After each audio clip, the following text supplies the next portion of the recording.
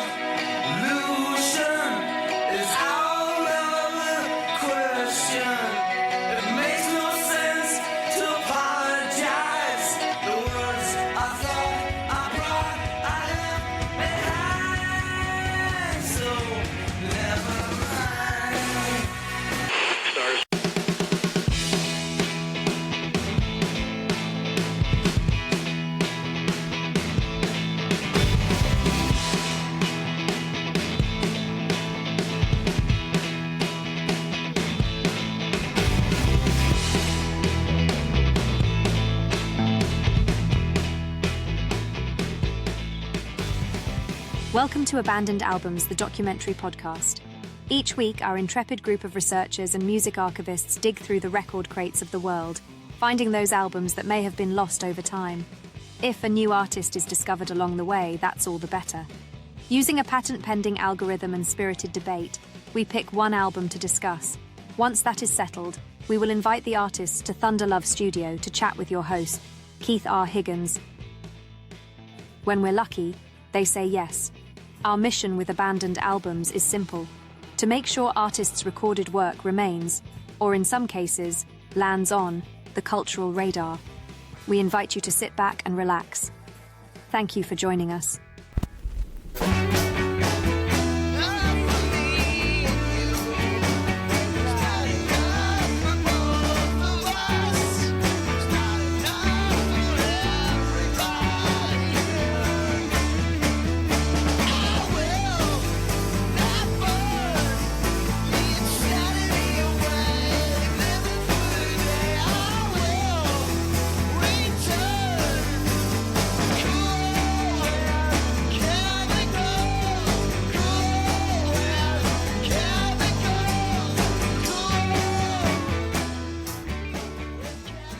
A few weeks ago, I sat down with TK and Dave from the band Shazy Hade to chat about their latest album, Triumph Rides Again.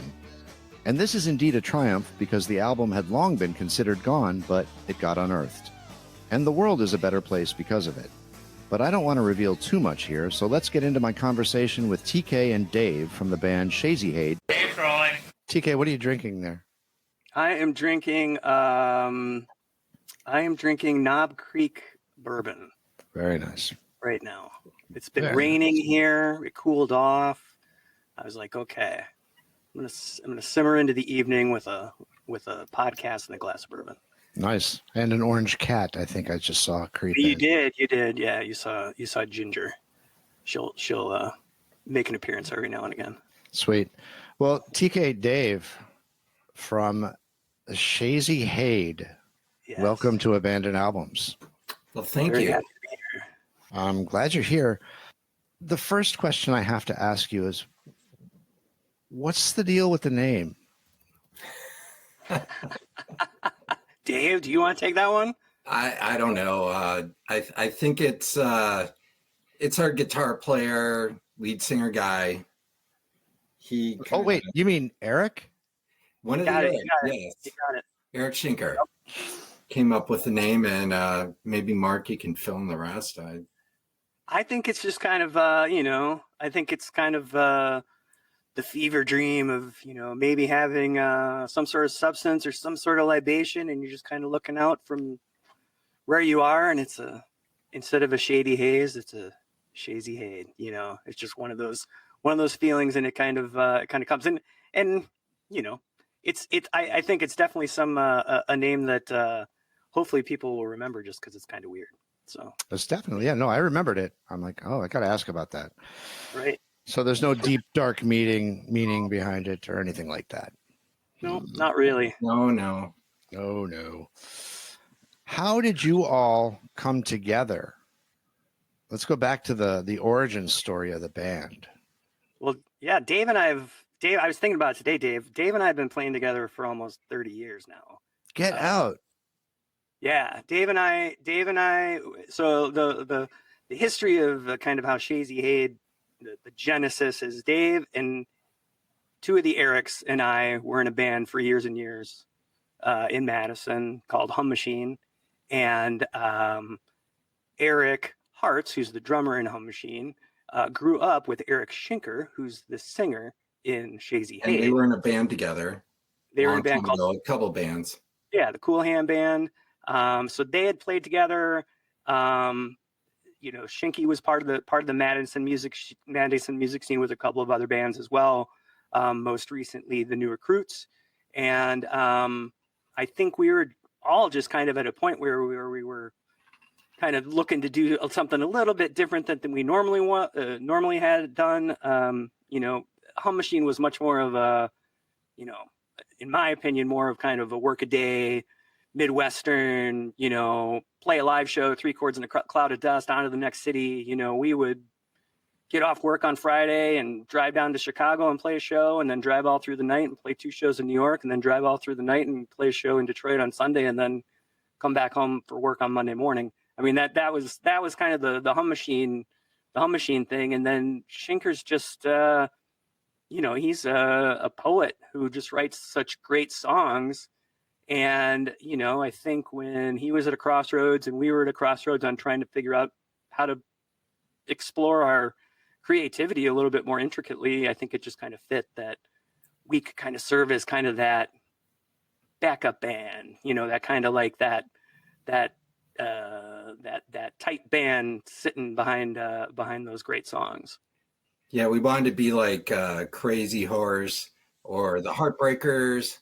Right. Kind of, he would write the songs and we would be kind of a backup band, because we went down to, do you remember when we went down to North Carolina for that Red Eye showcase with New Recruits? Because we were working on some record stuff, and we did this crazy trip down to North Carolina and blew out the bearing in our van and on our bus.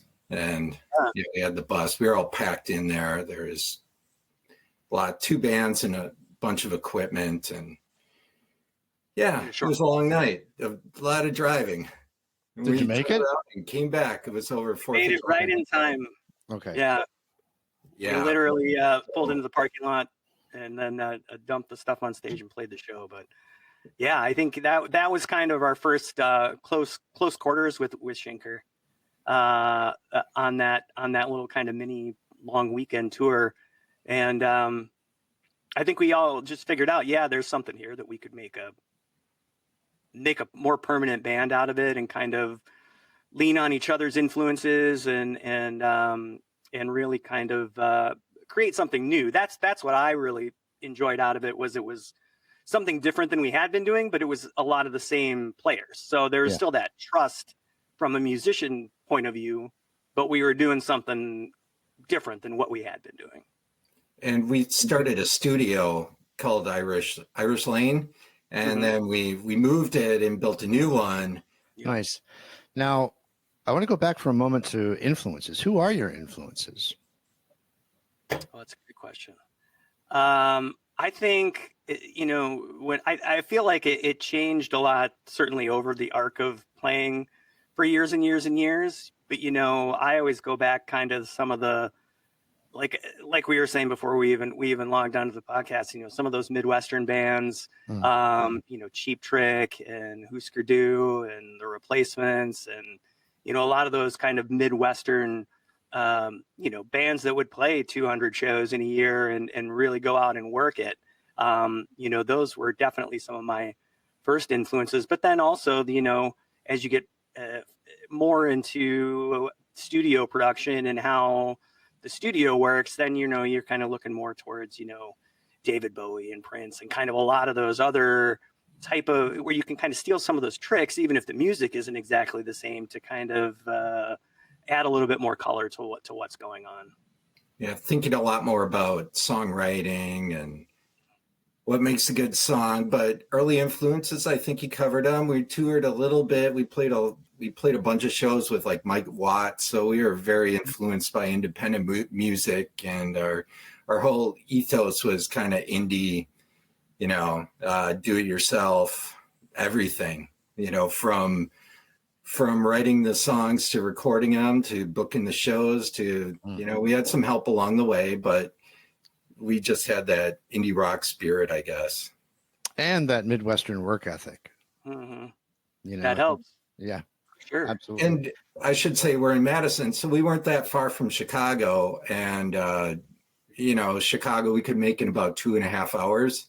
Sometimes it took longer, but it was pretty close. And, Minneapolis was that's about 4 hours, 4.5 hours away. So we went up there a lot too and played. And I guess our influences, I listened to episode 205, where you went back and dusted off an old Paul Westerberg nice. interview talking about Pleased to Meet Me, and I had to listen to it. It was really good, but it was really interesting on looking back. I think I saw him on that tour. Maybe I saw him on the next tour in Green Bay, because I grew up in northeastern Wisconsin. I went to school in central Wisconsin, and we got guys from Iowa, and of course the guys from Waukesha. So we all kind of had a little bit different but the same experiences. I saw them on the Pleased to Meet Me tour, and then a couple times on the last tour. Yeah, I saw Slim Dunlap with like 15 of your best friends, at a place here in town. And we learned some tricks even from watching guys like Slim Dunlap. And one band that's always left out of the discussion, I feel, is Soul Asylum. True. And I think it's egregious. I love that band. I think they're great, but they're always left out of the discussion. They are. I called them the 90s Cheap Trick at one point, but not bad. They had their big rise, and then now they're at a county fair near you. And I saw them, I guess this was a while back. It's closer to 10 years now in Watertown, Wisconsin, playing some free festival there. And we stayed at the Holiday Inn and saw them outside, and we've met Perner a bunch of times. And it is kind of interesting. And but to that point, they're still working. Yeah, they're still out there. Exactly. They're still playing shows. They're still doing stuff. That's the name of the game. Yeah. No, I've always thought that a little bit weird. Now, I want to ask you about this recording studio, because I saw in your bio that this record, Triumph Returns Again, was recorded around 2008. Correct. And it says the album was lost after the band's recording studio was bulldozed down and destroyed without the band's knowledge. How does that happen? I believe that to be a little bit more lore than my recollection. As far as I know, I mean, it's definitely not a studio anymore, that whole area. But I think that's part of the problem when because this truly was a found record. That part is true. It was recorded in 2008. I mean, the tracks and the mixing and everything is from back then. It wasn't, like we found some lost tapes and put it through a new mix or, digited it up at all. We just kind of said, okay, this is what we found. But as far as why it wasn't finished at the time, I just think we all just kind of lost focus on what we were doing. And sometimes it's just being too close to the material and being too far into it I think we listened to it 15 years later and we're like, why did we not just put this out? Like, why were we thought maybe we were 90% there, or maybe we need to do this other song or do this one more time, or, it kind of goes back to Tom Petty doing 275 versions of Refugee or whatever. It's like, how many times can you do it until you got it, Yeah. So we, I guess how I found out about it is because I did not go to one of our friends passed away.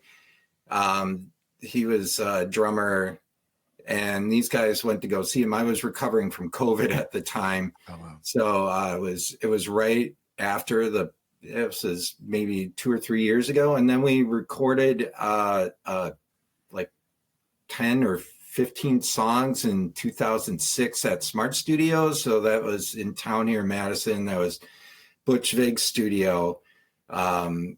And we worked with Bo Sorensen, who's worked on a bunch of stuff. I've seen him in Tape Op a number of times now, where we just had a night to go in there and make a record, I guess, or he was trying out something for school, but we released, anyhow, make a long story longer. We released the album, and then we're like, okay, so we had to do a show to kind of promote it. This is a different album. It's called Get Glazed, I think, or something. And it came from those sessions. Okay. And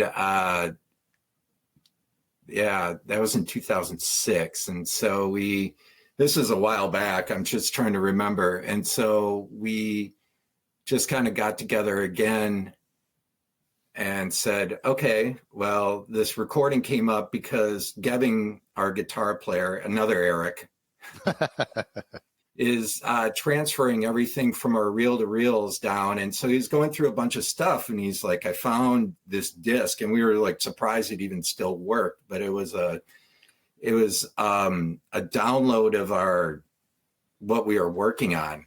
Mm-hmm. So we're like, hey, this is pretty good. And if you listen to it in headphones, you can kind of discover what we were doing with it. And we used all kinds of different tape mediums and whatever we had available, amps and guitars and keyboards and whatever.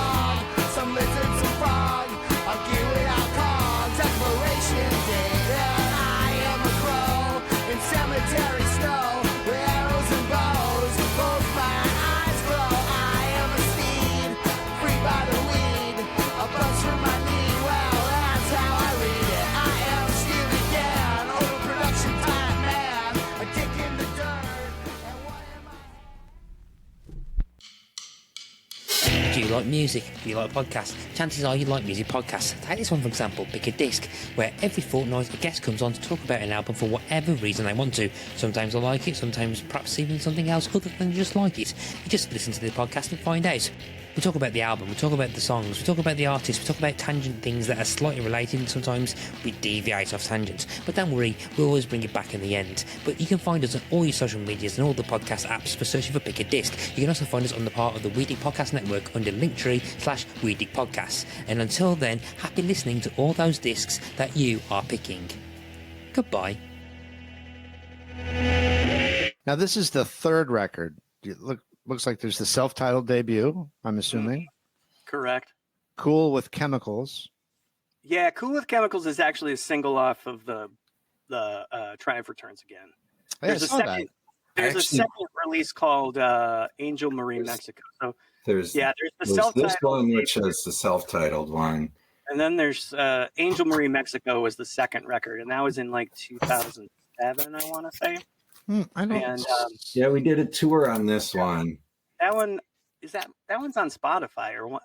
Yeah, it's not on Bandcamp, so it might be on Spotify. Oh, okay. It was cool though because we put it on white vinyl. I remember that much.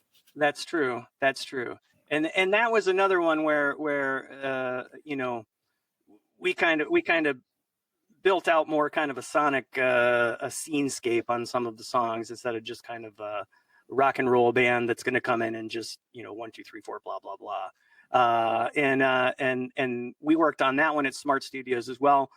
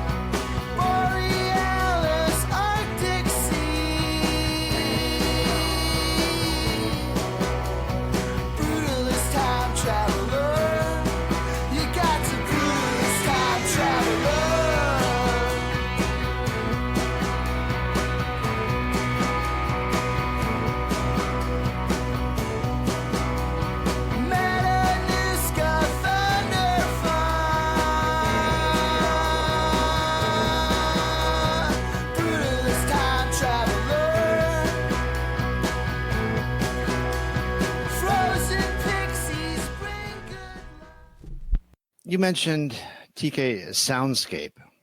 Mm-hmm. Talk us through what that is like creating a soundscape for you guys. I think, we're very used to performing songs and recording songs in a way that it's, five guys in a room all at the same time, playing the song, singing the song, going to tape. I think while there are some songs on Triumph Returns that are that way, I feel like we went down some different alleyways and some different paths on some of the songs that we were able to kind of build from maybe one or two sounds up, whether it's just a guitar part or acoustic guitar part or a melody or a drum loop or something like that, rather than needing to have all five guys in the room playing a song, that we could kind of build things up and put things together. And I think it was one of the first times we'd really worked on, adding a lot of keyboard pads and synth pads that we hadn't really experimented with before, because we never played those types of things live. So I think in the past, it was always kind of like, well, that's a little bit different. But I feel like with this album, it was definitely something where we branched out a little bit more creatively in just how the songs were constructed. Shinky does a great job of writing just great songs, both lyrically and then from a chord progression stage.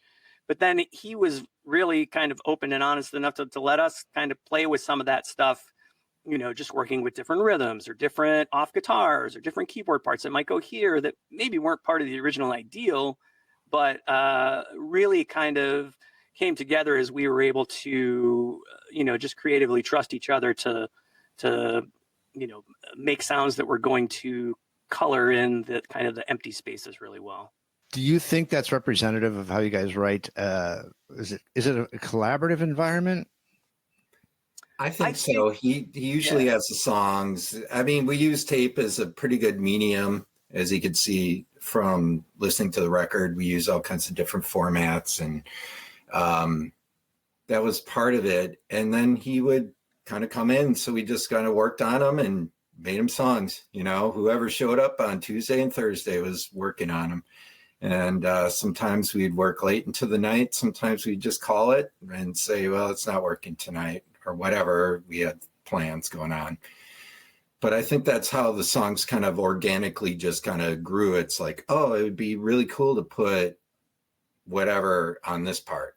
And we still have some more stuff in the can. When he was dumping down some stuff, we found some other things. So he's been dumping down all these 1-inch tapes and kind of the digital format that we were using at the time and some other ones. And that's where we've discovered some more stuff that was unfinished.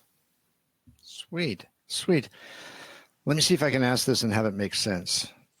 So 2008, when you originally went in to record it, it's been what? I can't do math. 15, 16 years? Yeah. How does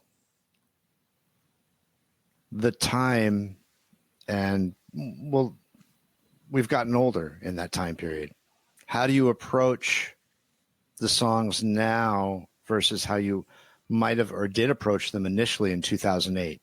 Did you find there's a different approach? I think it's definitely, personally for me, when I go back and listen to those songs and those mixes and what eventually became the record, I'm just really impressed that we made those sounds back then.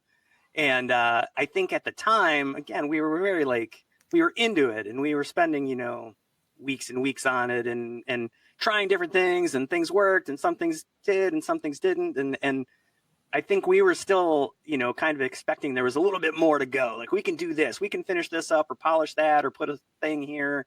But now when I listen back to it, I'm like, no, it was perfect. Why would we do that? But again, that's the time in between where you just, at the time, you don't know what you don't know as far as, is this done? Is this good enough? Is this is certainly representative of where we were at the time, I think, for sure, musically.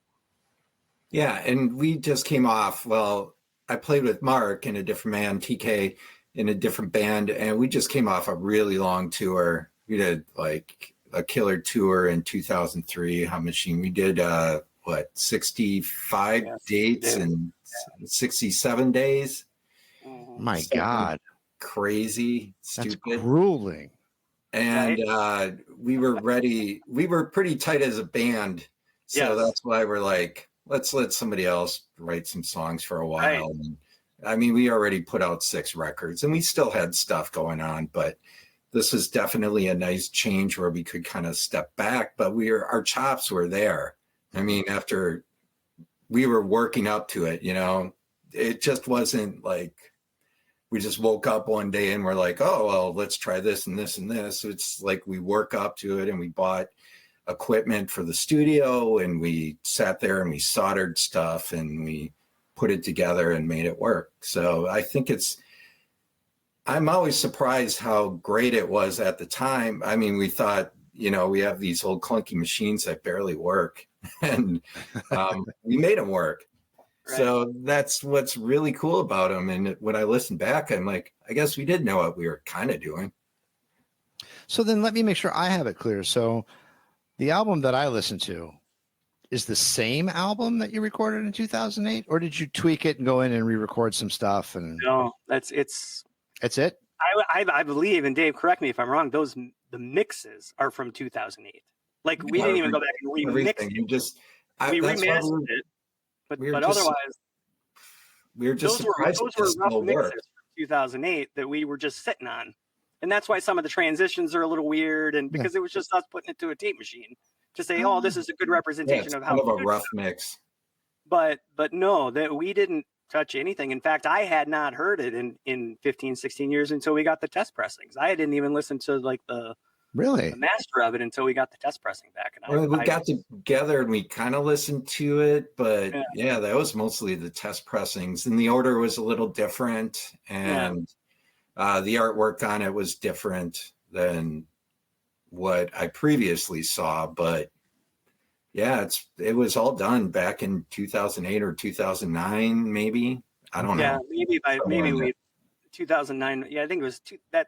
We have long winters here, so we got to do something. Don't I know it? Don't I know exactly. it? But I mean, I think that's and that's what really thrilled me about it at the end is now 15 years later, I can be like, wow, that was it's basically untouched. Again, I think it's apropos that it's abandoned albums. That's kind of like that's the poster child for an abandoned album. And the other thing I like about it too is there's a couple of songs on there too that are built up from 4-track recordings that Shinky had even before like Shazy Hade was even formed. So he had brought kind of these 4-track recordings he had done years before 2008.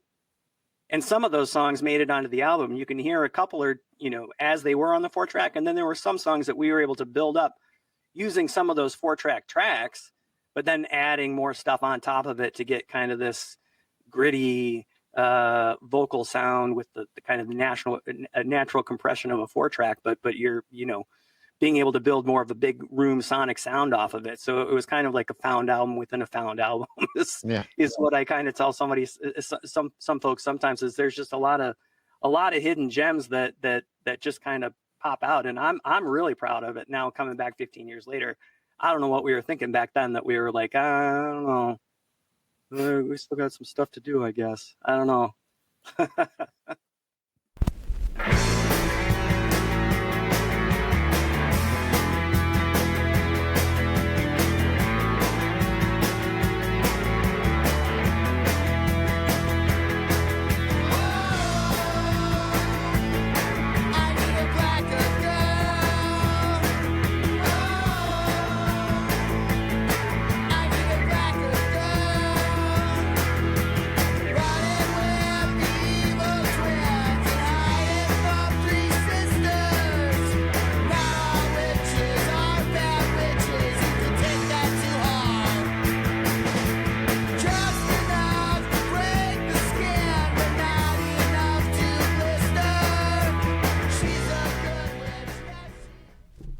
Like TK said, it just we found some recordings. If he didn't show up, we'd just work on those songs. And it's just kind of how we felt. And it took us years to get to that point.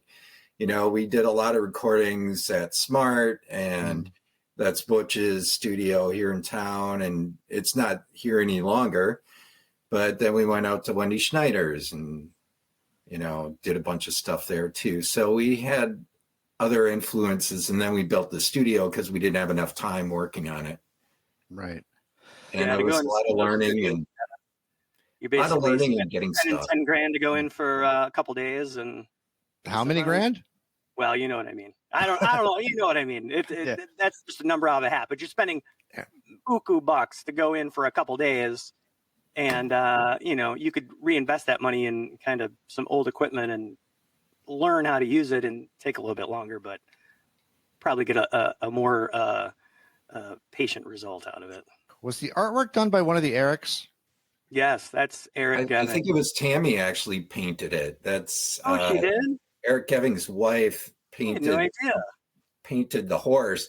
It was originally, I think it was supposed to be the horse from the Denver airport. If you ever flew through Denver, I have. That's a weird airport, man. It's those crazy horses that they have in front of them. They're like Broncos or something, and they have red eyes, and it's a kind of a weird place. But that was the original artwork, and then I think he liked the picture, so it's kind of old school, all around do-it-yourself record, and Eric Geving's very much the artistic director. He comes up with a lot of the visuals that go on. If there's posters that need to be made or concepts visually that need to happen, he's just really good at figuring that stuff out, and we just kind of rely on him to take care of that portion. So I didn't know that was Tammy's artwork there, though. Tammy, Eric's wife. So now I know. I just thought he found it somewhere, but that's great.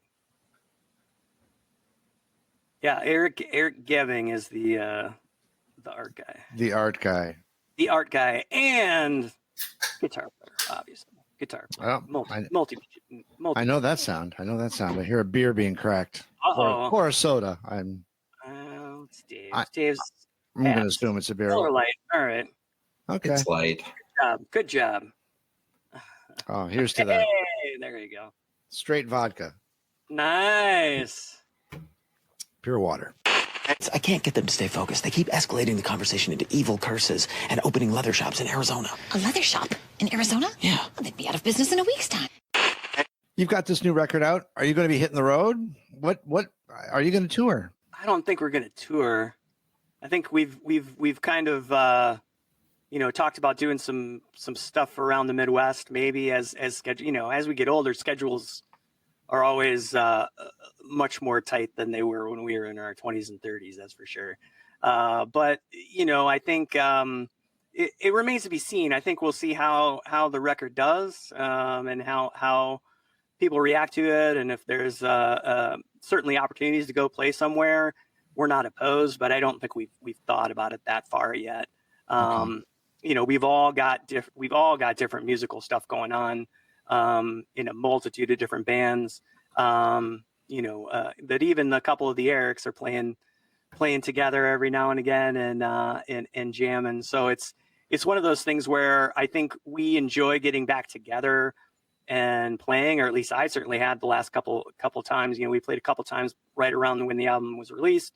That was really fun. But yeah, I think we'll wait and see if there's an appetite to do something more. It was kind of one of those things though, where, after 15 years coming back and getting back on the horse is maybe not the most natural thing.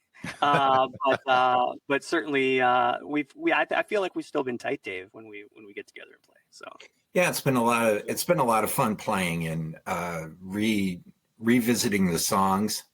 It's been a lot of fun, and getting together and just playing and being loud. And I'm using I think our practices are more fun than the shows that we've had so far. As far as touring, I don't know if there's some interest in us. We'll play. Wait, whoa, Dave, let's unpack that a little bit. The practices are more fun than the shows? That's not supposed to be the case, is it? Oh, I think it's been fun getting together with the guys. Okay. Just playing.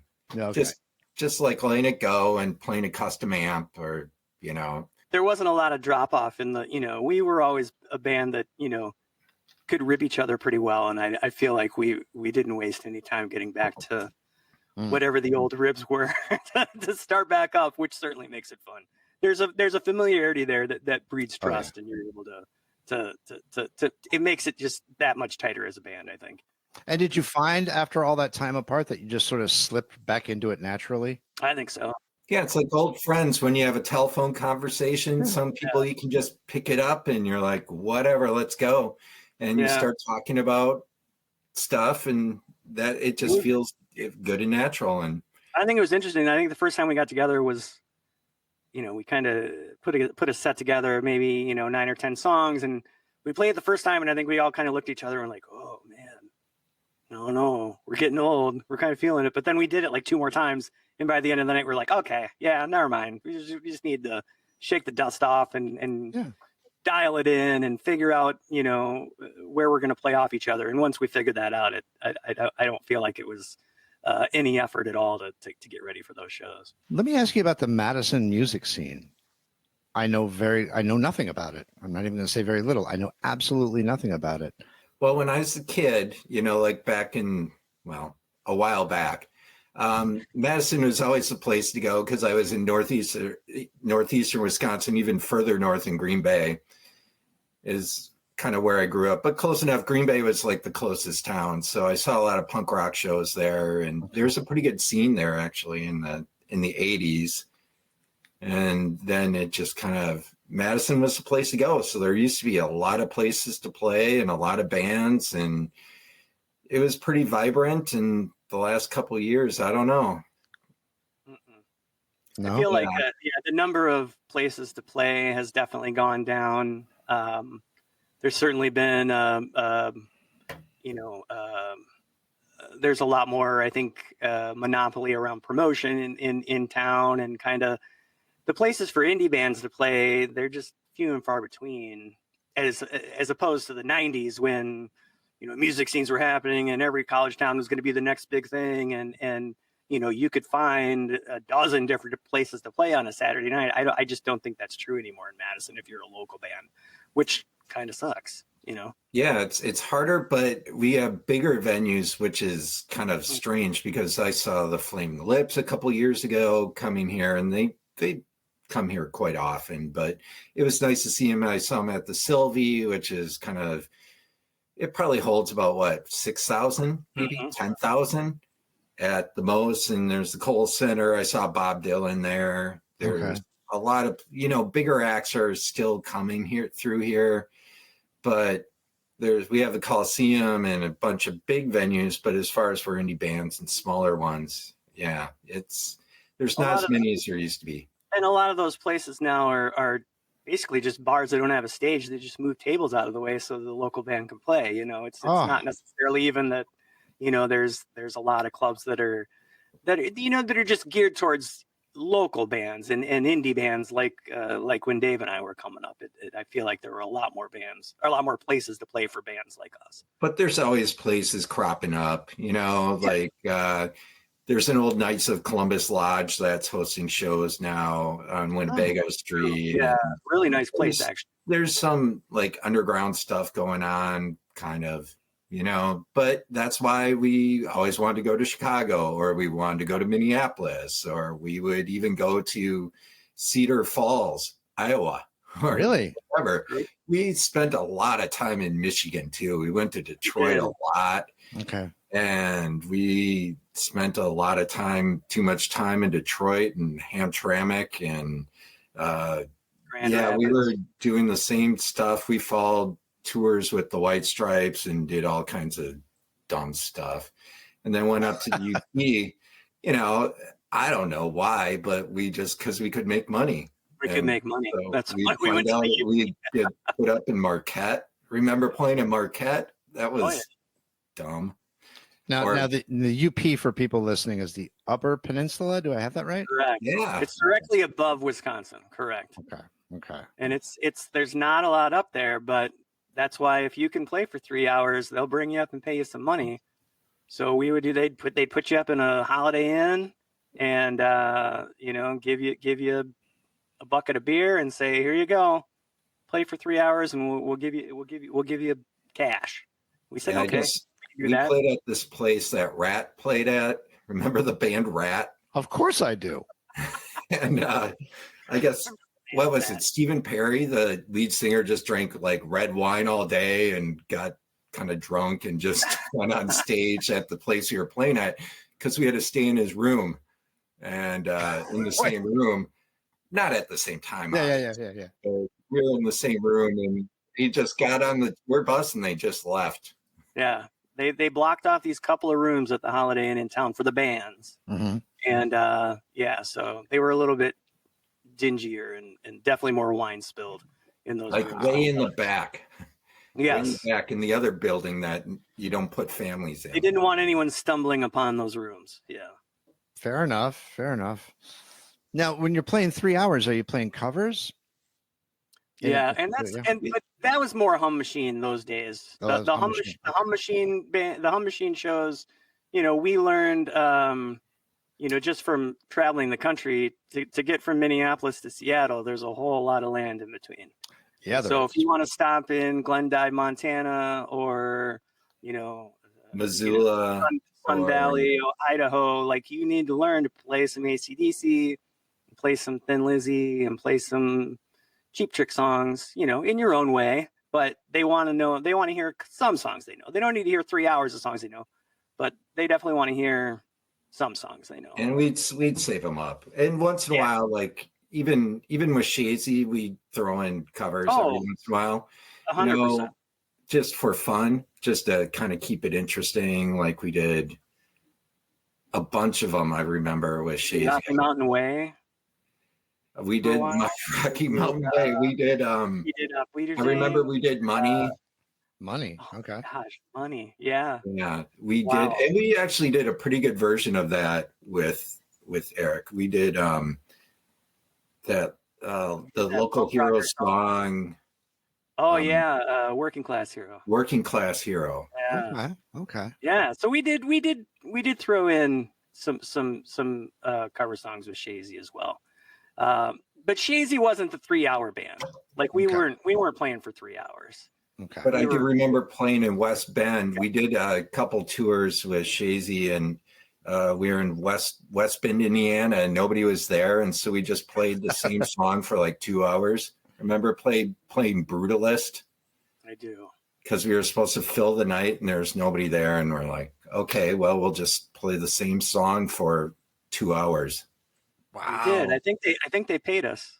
And they paid us. There was literally nobody there. It was like two was our deal. bartenders and a sound guy. And we're like, okay. They're like, contractually, you need to be on stage playing. And we're like, we don't. All right, here we go. So we just like jammed on the same, like, 4 chords or whatever But it's it an is. experience, it's fun. Yeah, it was fun. I enjoyed it. As long as you get paid. Yeah. Exactly. Free beer and getting paid. It was a good way to, drag out your stuff. And on that tour, we took a Hammond with us. A chopped Hammond. Yeah, you were playing the Hammond. The Hammond B3. I would never do that before. It was an M3. Organ. Like it was so an M3, so it's a little basically smaller. chopped off the top, so it didn't have the bottom, and we'd put it on like a sawhorse, so it was lighter. Oh, okay. It was still weighed like 250 pounds, and I would never do it again. I don't know why we did it. We put wheels on it and we wheeled it around. It was stupid. I don't know why we did it. It was really dumb, and it wasn't real interesting steady either when you're no. It would rock around. And but whatever. We got the job done through a Fender Twin. Yeah. Nice. It was fun. Let's talk about some of the songs. Okay. On the album. And the cat is going to chime in. Whose cat was that? That's my cat. Oh, look at that. It's Oliver. Hello, Oliver. Hello, Oliver. Yes, the song's on Triumph Returns Again. So, what do you think? Well, what do I think? I think they're great. I will say I liked Alien Babies a lot. All right.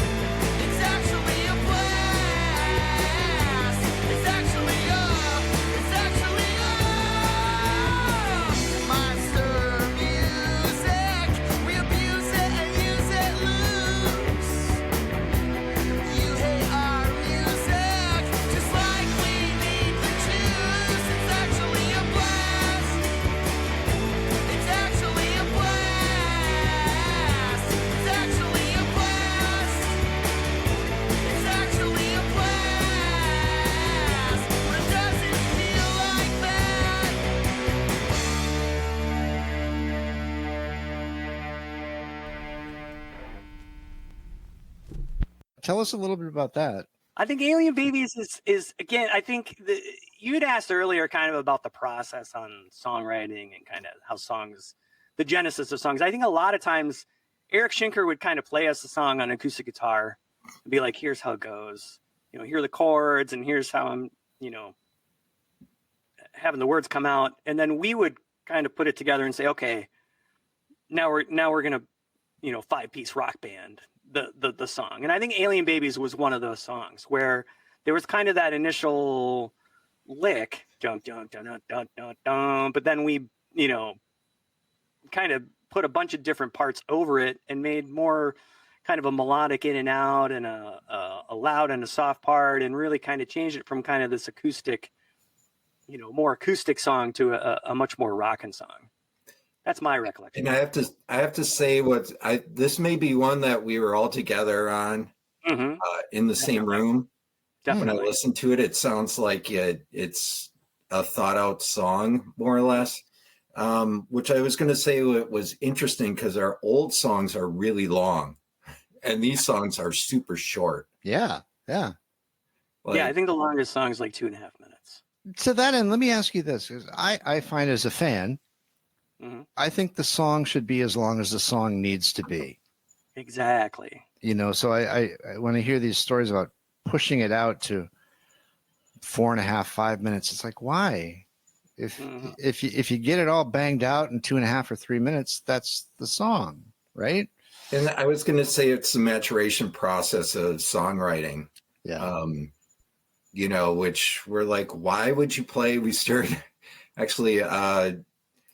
I still have a lot of Guided by Voices records. I admit it. Are those all the albums behind? It could be. I have a whole section of unlistened ones down here because they just keep putting them out. I don't have time, And Robert Pollard is definitely one of those guys that he's a Midwestern guy, and we've been influenced a lot by, like, say, even Devo or like dumb Akron or Dayton bands. And we played in Dayton. And I'm sorry. I lived in Dayton. I lived in Dayton for a number of years. I did. Well, live and learn. Live and learn. But no, I think, these songs are, I feel like the longer I've played it as a musician, the more I feel like, you don't have to say everything in 2.5 minutes, but if you can, let's go ahead and do that. It's like, I feel like getting the point across between the quiet parts and loud parts, or the big parts and the small parts, or the whatever the earworm is, or the melody. Like, if you have to play something for 6 minutes in order to get that stuck in somebody's head, then that's maybe not the way it needed to be. Maybe, I feel like if we can have a complete song with a beginning, middle, and end, and all the parts sound like it's a full song, but it's only 2 minutes long, I love that. I think that's great. For sure. Get to the point. Cool with Chemicals. I also like that song a lot too. And that was the single that you guys pulled out, right? Yeah. And that was one of those songs that started as one of the Schinker 4-track songs. So I think, if I remember correctly, and Dave, correct me if I'm wrong, but it was basically a couple vocals and a guitar on a 4-track with Cool with Chemicals. And we listened to it and thought it was really cool. And so we just built on top of it, added another vocal, added drums and bass and other guitars and double guitars, and put different stuff on. That's one of my favorite songs on the record, just because of the way that it kind of just built on itself to grow organically into a really great song. Yeah, that's one of the ones we constructed, definitely, which is really cool. I thought it was an awesome process. It was a great way to learn a song. And the best part about it is, like, we had this, I don't know if you want to say it's an ethos, but we had to do like a complete take.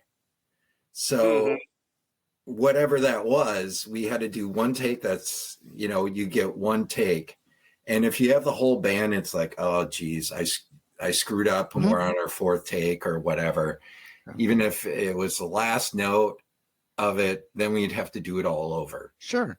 And what was great about this is you could rewind the tape and redo your part, and we could construct the song and put it together, and we didn't have to do it all at once, which was awesome. But there is something about Alien Babies. That's an awesome song too, you know, where we did it all at once. And that's like a one taker, you know, we had to all hit it right. And that's where you get the happy mistakes sometimes too. For sure. There's something about the energy when a band. I'm not a musician, despite the guitars you see hanging. I'm just a fan, but there's something about the energy that transcends when a band is recording all at once in the same room. You know? Agreed. Yeah. And it's fascinating to me that I can pick up on it. I'm not a musicologist. I don't have particularly trained ears. I'm just like, no, there's something about the energy to this song that isn't there, you know, for something else. It's really, do you guys feel that as well in the room? Different. You know, I think I like doing it both ways, you know, but I definitely know what you're talking about. It's a power that comes across. And even just when you're all together, I don't know, all the mics pick up stuff. Even if you try to change it later on, it's like you can't. That's why we had the one taker, is you had to do it all right, because like say I flubbed up playing the bass and I put in something I wasn't supposed to, you'd still hear it, even though I try to overdub it and fix it. You'd still hear it on the other mics, like the drum mics, or you'd hear it on, you know, a vocal mic, or, you know, a lot of times you put scratch vocals on or whatever. You'd hear it on all the other mics, and it just never worked. So we had to do it all at once. And it's almost like going to a live show and seeing everybody play right all at once. Like one of those rare occasions when you get to see musicians come together and play something that's really special. Well, I think it helps when you play, you played so long together too, that again, you can have that trust that, you know, I'm going to hold up mine. It's a team, you know, we're playing as a team. We're all playing our individual part, but, you know, recording it as a whole so that it's all, it comes. And if you can do that and get it where everyone's playing the same time, the same way, the same energy in the room, that definitely translates to the recorded medium, I think, really well. And provides that just kind of energy that you just can't fill with any sort of process, you know. Was there anything recorded that didn't make it onto the record? I do think there are a couple of lost gems. We have some stuff that we didn't finish. We were talking about if we sell enough records, maybe we'll do a single, you know, like a 45 or something. Or a digital release or some sort of. Or something with, we don't do that anymore, Eric. Yeah, there's a couple songs. There's a couple good songs left, but yeah, they just weren't much more like demo mode. I don't remember. There was a whole bunch of them that. Yeah. They were just started. Like we hadn't. Hi, how are you? Anything else? Yeah. I'm good. How are you? No, hi, how are you? Yeah. Hi, how are you? How high are you? How high are you? Oh, I get it. Okay. It was like a Shazy Hade thing. And we had that. That was the other song we were working on. So there is still stuff in the can, but they were like stuff that was never finished. Now you guys have been playing for a long time. How did you two meet? Wow. Do you remember? Yeah, we were in a band. So we were in Home Machine. How did we meet, Dave? Did we meet through Gary? I think we met through Leo. Yeah, well, Leo was roommates Leo with was Gary. Gary. Gary. Yeah, I was in a different band, and I was done that day.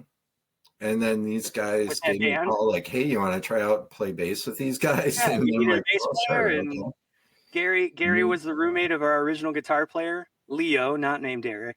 But Leo was. He didn't last long. He was 3 only months. Yeah. But he was like, we need a bass player, and Gary's like, I know a bass player, and Dave showed up with his bass, and we didn't audition any other bass players. Let's put it that way. So nice. Dave won it right away, and we just kind of stuck with it as a band for years and years and years and years, and just did stuff. And yeah, Dave's. I mean, I think as far as stuff that I've played on, Dave's probably been on 90% of stuff I've played on. So, we've been constant collaborators ever since. That's pretty cool. That's great. And that's what was cool about getting together with these guys, is we've just been friends for so long that it was fun. It was a lot of fun. And that's what drove it together to begin with, a mutual. I mean, I think we call him TK. He was like 19. I remember you sitting out in the van for a couple of shows where you couldn't come in until it was performance. The bouncer was like, you can't come in unless you're on wasn't of stage. age. Yeah. Oh my God. So yeah, it was like, those are the young days. That's what TK stands for, the kid. So I'll be like, go get the kid. Go get the kid out of the van. He's time for the kid to play. Hey, get the kid stuff. So then we'd be hanging out, drinking and playing pool and doing whatever, know. It got put on some track listing somewhere as TK, just abbreviated. So that stuck. Huh. Here I was thinking it was your name. No, not at all. No, Dave will slip up sometimes and call me Mark. I've heard that a couple of times, but see, Dana hipped me to that ahead of time. Nice. Yeah, that was a Wendy Schneider coinism. Yes. You're recording a record, and she just had it on the little strip at the end of the channel strip. We kept on calling him the kid. Yeah. Let's go get the kid. Like, the kid will do it. The kid will play it. But I think you have a perfect C, whatever. Oh, wow. I don't know about that. Well, maybe. he's good at playing different things and figuring it out quickly, throwing a lot of different I try and be like the Scott Thurston of Shazy Hade. I just want to play it, acoustic guitar here, a little backing vocal there. If you need a harmonica or a tambourine, or just color in what needs to be colored. That's all. Nice. Well, I think you've got a great record. You got a lot to be proud of. Thank you. One thing I want to ask each of you individually: the name of the podcast is Abandoned Albums, as you know. Mm-hmm. TK, we'll start with you. Do you have an abandoned album? An album that by an artist that may have been overlooked, may have been forgotten about, may have been, somebody that you want to shine a light on? Is that kind of like, would you feel like it's like an underrated album, or like, I guess, a discovery? Yeah. I mean, I feel like there are a lot of records that like I didn't listen to when I was younger. Okay. That I probably should have. And I think, even just something like the Buzzcocks. Like, I did not know the Buzzcocks like coming up. But within the past couple of years, like, I'll take, Love Bites by the Buzzcocks. That's one of my records that like I wouldn't have said like 20 years ago, that's in my staple. But now it's like, yeah, that's got to be one of them. Wow. That's a really good question. I didn't know that was coming. Exactly. He's looking through his records. I was looking at this Jam record, and I'm like, yeah, I like the Jam. That was a nice discovery, Right. I was looking for this.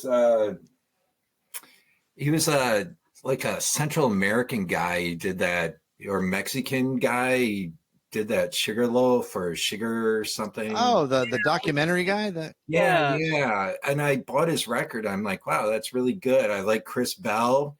We met Alex Chilton actually before he passed away. Oh, really? Which was really cool. He was a short, crazy little guy, and he was cool, Nice. And it was Alex Chilton. So, and Commander Cody. Nice. Oh, you weren't at that show. Oh, no, that was not me. Yeah. So I was looking for his record because I had his record, and then I realized, Sugar Man? Was that his name? Sugar Man? Sugar Man, something like that. Yeah. It was really like an interesting documentary and an interesting album. And they were like lost recordings from the 1960s or 70s or something. And it was like, wow, I'm like, this is really good. And the other discovery was probably like the Chris Bell record, which is Alex Chilton's guy that he was in Big Star with. Because I just looked, I'm like, oh, there's a Big Star record right here. I'm like, it's not a really good one, but I have the other ones. But we spent a lot of time, even during the making of that of the Shazy Hade record we're talking about, I would say 40% of the time was us just sitting around listening to records too. Yeah, drinking beer like and we listening to records. listening to records, talking shit. Oh, this is a great song. That's a great song. I remember we were listening to a lot of Harry Nilsson back then. We were listening to a lot of. We had the Bowie. We had the original cover with "The Man Who Sold the World." Yes. And I think Hertz, our drummer, actually took it because it's worth way more, and you never find that cover. Yeah. And we always listen to the Cult Electric. We're like, Nice. Rick Rubin's just amazing on that record. I don't know. It was like a cheap AC/DC. We listened to a lot of AC/DC. Yeah. AC/DC is great. And we were, as Like music early fans, AC/DC. we were our own algorithms. Correct. You know? We were There's the ones. there's been no digital algorithm that I can find that's just No. 4 or 5 it was- like-minded guys sitting together Correct. playing records. Yeah. It was Nothing very That's the way it's random. gotta be. It was basically whatever we had. Like I remember listening to the moon. It was like the moon landing. I had the 45 of the moon Oh, landing. really? Really? I don't. Yeah, I probably still have it like somewhere back there. But I remember somebody gave it to us and we were listening to the moon landing. And it's like you flip it over and it's a 45 and you listen to the second half of the moon landing. That's weird. 5%. Forward. Forward. Picking up some dust. Contact light. We copy you down, Eagle. Houston, Tranquility Base here. The Eagle has landed. Roger, Tranquility. We copy you on the ground. You got a bunch of guys about to turn blue. We're breathing again. Thanks a lot. Man is on the moon. Okay, Neil, we can see you coming down the ladder now. I'm at the foot of the ladder. In this The decade, footpads are only depressed in the surface about 1 or 2 inches, although the surface appears to be very, very fine-grained as you get close to it. It's almost like a powder. I'm going to step off the limb now. That's one small step for man. Well, TK Dave, we are at time. You got a great record, a lot to hang your hat on. Really appreciate that. I appreciate you taking the time to chat with me. Definitely. Yeah, thank you. Thanks for taking the time to chat with us. For sure. Yeah, for sure. All right, guys, listen, thanks so much. Yeah. And I'll let you go. And I'm going to go ahead and hit end. Have a good night, guys. Yep. If you need anything, just let us know. Will do. All right. Appreciate it. Thank you. Many thanks to TK and Dave of Shazy Hade for taking the time to share the band's story with us.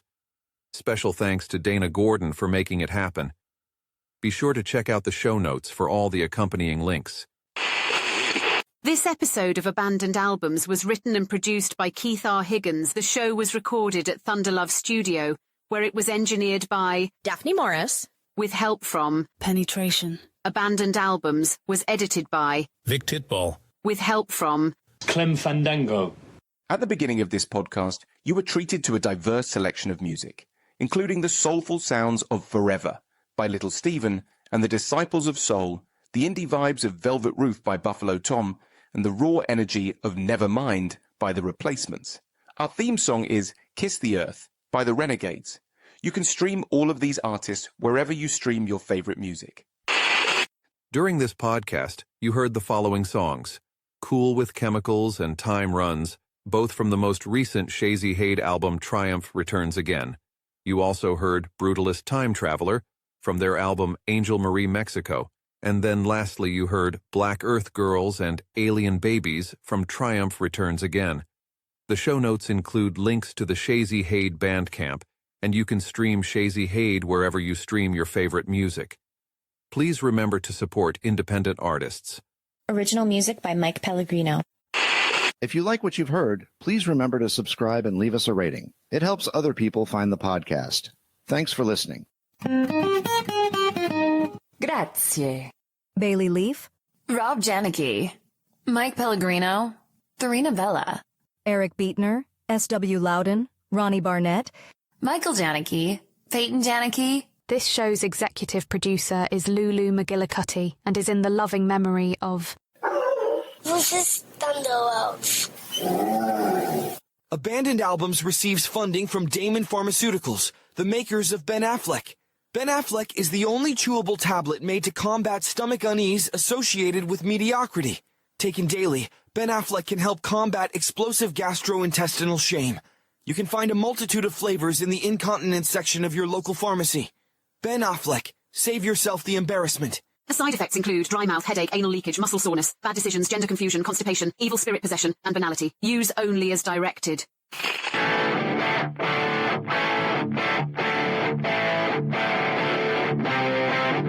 And now, until we meet again next time, I remain as always obediently yours.